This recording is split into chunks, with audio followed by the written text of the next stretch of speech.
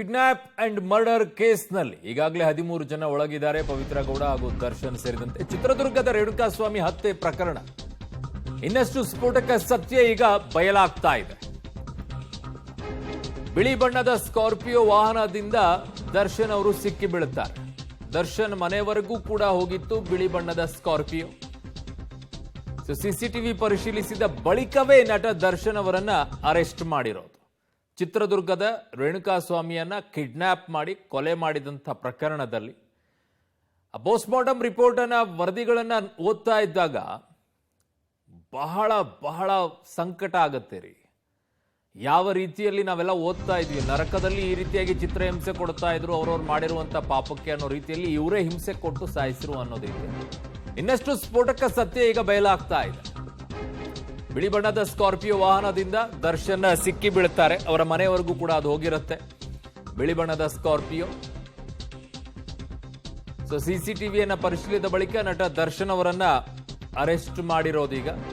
ಚಿತ್ರದುರ್ಗದ ರೇಣುಕಾಸ್ವಾಮಿ ಕಿಡ್ನಾಪ್ ಮತ್ತು ಹತ್ಯೆ ಪ್ರಕರಣ ಇನ್ನಷ್ಟು ಸ್ಫೋಟಕ ಈಗ ಆಚೆ ಬರ್ತಾ ಇದೆ ವಿಚಾರಗಳು. ಪಬ್ಲಿಕ್ ಟಿವಿಗೆ ಸಿಕ್ಕಿರುವಂತಹ ಎಕ್ಸ್ಕ್ಲೂಸಿವ್ ಆಗಿರುವಂತಹ ಮಾಹಿತಿ ಇದು. ಬಿಳಿ ಬಣ್ಣದ ಸ್ಕಾರ್ಪಿಯೋ ಮೂಲಕವಾಗಿಯೇ ಈಗ ತಗಲಾಕೊಂಡಿರೋದು ದರ್ಶನ್ ಅವರು. ಸಿಸಿಟಿವಿಯನ್ನ ಪರಿಶೀಲಿಸಿದಂತ ಸಂದರ್ಭದಲ್ಲಿ ಅವರ ದರ್ಶನ್ ಅವರ ನಿವಾಸದಿಂದ ಹೋಗುತ್ತೆ. ದರ್ಶನ್ ಅವರ ನಿವಾಸಕ್ಕೇನೆ ವಾಪಸ್ ಅವರ ಮನೆಯವರೆಗೂ ಕೂಡ ಬಿಳಿ ಬಣ್ಣದ ಸ್ಕಾರ್ಪಿಯೋ ವಾಹನ ಬರುತ್ತೆ. ಹಾಗಂದು ಮಾತ್ರಕ್ಕೆ ಅವರು ಇದ್ದಾರೆ ಅನ್ನುವಂಥದ್ದು ಹೇಗೆ ಗೊತ್ತಾಗತ್ತೆ? ಅದು ಇಂಪಾರ್ಟೆಂಟ್. ದರ್ಶನ್ ಹೆಸರು ಬಾಯಿ ಬಿಡದಂತೆ 4 ಆರೋಪಿಗಳಿಗೆ 5 ಲಕ್ಷದಂತೆ ಹಣ ಕೊಟ್ಟಿರ್ತಾರಂತೆ ದರ್ಶನ್. ರಾಘವೇಂದ್ರ, ಕಾರ್ತಿಕ್ ಮತ್ತು ನಿಖಿಲ್ ನಾಯಕ್, ಕೇಶವ್ ಮೂರ್ತಿ, ಈ 4 ಮಂದಿಗೂ ಕೂಡ 5 ಲಕ್ಷದಂತೆ ಹಣ ಕೂಡ ಕೊಟ್ಟಿರ್ತಾರಂತೆ. ದರ್ಶನ್ ಹೆಸರು ಬಾಯಿ ಬಿಡದಂತೆ 4 ಆರೋಪಿಗಳಿಗೆ ಹಣವನ್ನ ಸಂದಾಯ ಮಾಡಿದ್ದಾರೆ. 5 ಲಕ್ಷದಂತೆ ಹಣವನ್ನ ಕೊಟ್ಟಿರ್ತಾರೆ. ಪೊಲೀಸರ ಮುಂದೆ ಹೋದಾಗ ಹೆಸರು ಹೇಳದೇ ಇದ್ರೆ ಹೆಂಗಾಗತ್ತೆ? ಕಕ್ಕಿರ್ತಾರೆ. ಕೊಡುವಂತ ಟಾರ್ಚರ್ಗಳೇನು ಕಡಿಮೆನ? ಸರಿಯಾಗಿ ಬಾಯಿ ಬಿಡಿಸಿರ್ತಾರೆ ಅವರವ್ರದೇ ಮೂಲಕವಾಗಿ. ಬಾಯಿ ಬಿಟ್ಟಿದ್ದಾರೆ. ಫೈನಲಿ ಮಾಡಿರುವಂತಹ ಕೆಲಸ ಏನು ಅವ್ರ ಮೇಲೆ ಆರೋಪ ಬರ್ತಾ ಇದೆ. ನನ್ನ ಸಹೋದ್ಯೋಗಿ ಈಗ ಕ್ರೈಮ್ ಬ್ಯೂರೋ ಹೆಡ್ ಆಗಿರುವಂತಹ ಮುರಳೀಧರ್ ನನ್ನ ಸಂಪರ್ಕಕ್ಕೆ ಸಿಗ್ತಾ ಇದ್ದಾರೆ. ಮುರಳಿ, ಈಗ ಈ ವಿಚಾರದಲ್ಲಿ ಬಹು ದೊಡ್ಡದಾಗಿ ಒಂದು ಮಾಡಿರುವಂತ ಆರೋಪ ಏನಿದೆ ಅವರ ಮೇಲಿರೋದು, ಮಾಡಿರುವಂತ ತಪ್ಪು ಒಂದು ಕಡೆಗೆ, ಅದರ ಜೊತೆಗೆ ಅದನ್ನ ಮುಚ್ಚಿ ಹಾಕುವಂತ ಪ್ರಯತ್ನ ಇನ್ನೊಂದು ಕಡೆಗೆ, ಅದಕ್ಕೂ ಕೂಡ ಸೆಕ್ಷನ್ಸ್ಗಳಿದೆ, ಅದು ಕೂಡ ತಗಲಾಕೊಳ್ತಾರ ಅಂತ?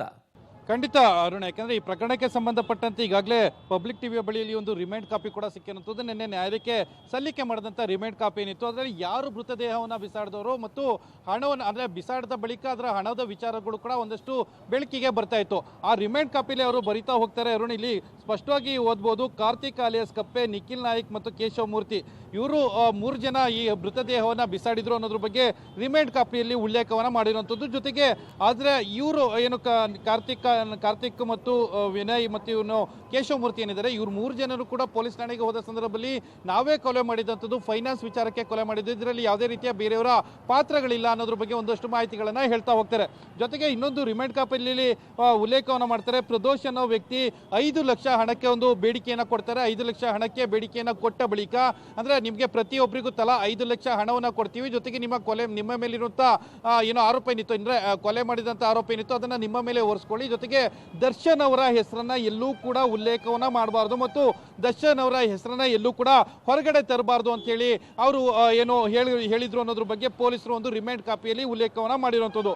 ಅದಾದ ನಂತರ ರಾಘವೇಂದ್ರ ಪಾತ್ರ, ಪವಿತ್ರ ಗೌಡ ಪಾತ್ರ, ದರ್ಶನ್ ಪಾತ್ರ ಮತ್ತು ಪ್ರದೋಷ್ ಪಾತ್ರ ಇವೆಲ್ಲದ್ರ ಬಗ್ಗೆ ಕೂಡ ಸಂಪೂರ್ಣವಾಗಿ ರಿಮೈಂಡ್ ಕಾಪಿಯಲ್ಲಿ ಉಲ್ಲೇಖ ಮಾಡ್ತಾ ಹೋಗ್ತಾರೆ ಪೊಲೀಸರು. ಮತ್ತು 9ನೇ ತಾರೀಕು ಮೃತದೇಹ ಸಿಕ್ಕುತ್ತೆ. 10ನೇ ತಾರೀಕು ರಾತ್ರಿ 7 ಗಂಟೆಗೆ ಕಾಮಾಕ್ಷಿಪಾಳ್ಯ ಪೊಲೀಸ್ ಠಾಣೆಗೆ ಬಂದು ಕಾರ್ತಿಕ್ ಇರ್ಬೋದು, ವಿನಯ್ ಇರ್ಬೋದು ಮತ್ತು ಕೇಶವ್ ಮೂರ್ತಿ ಇರ್ಬೋದು ಯಾವ ರೀತಿಯಲ್ಲಿ ಬಿಹೇವಿಯರ್ ಅನ್ನ ಮಾಡಿದ್ರು ಅವರ ಹೇಳಿಕೆಗಳ ಮೇಲೆ ವಿನಯ್ ಮತ್ತೆ ದೀಪಕ್, ಪ್ರದೋಷ್ ಮತ್ತೆ ಇನ್ನೊಂದಷ್ಟು ಜನ ಆರೋಪಿಗಳನ್ನ ನವೀನ್ ಇವ್ರನ್ನೆಲ್ಲರನ್ನೂ ಕೂಡ ಬಂಧನಕ್ಕೆ ಒಳಪಡಿಸಿದ್ದು ಯಾವ ರೀತಿ ಅಂತೇಳಿ ಎಲ್ಲ ಕೂಡ ರಿಮೈಂಡ್ ಕಾಪಿಯಲ್ಲಿ ಉಲ್ಲೇಖವನ್ನ ಮಾಡ್ತಾ ಹೋಗ್ತಾರೆ.